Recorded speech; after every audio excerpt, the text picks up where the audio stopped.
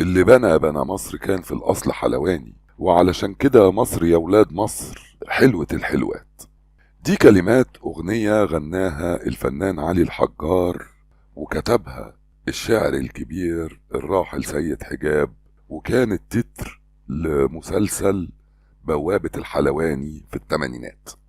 تعود كلمة اللي بنى مصر على القاهرة الفاطمية أو مصر الفاطمية في أواخر القرن اللي قبل اللي فات، وعلى إيد واحد من قواد الفاطميين اسمه جوهر الصقلي أنشأ جامع الأزهر وبنى القاهرة الفاطمية.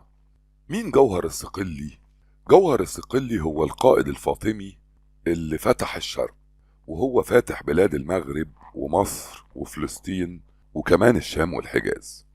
العبارة دي اللي بنى مصر كان في الأصل حلواني يعود أصولها للاكتشافات اللي كشفها الباحثين عن جوهر الصقلي.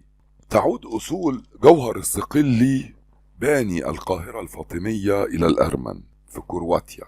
اتولد وعاش فيها قبل ما يروح صقلية اللي اتشهر فيها وصيته علي وكان أحد القواد.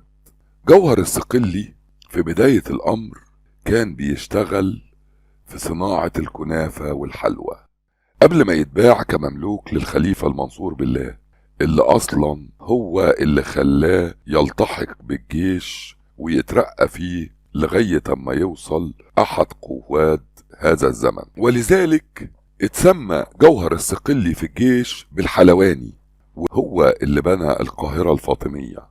فطلعت المقولة اللي بتقول اللي بنى مصر كان في الأصل حلواني. صباحكم فل.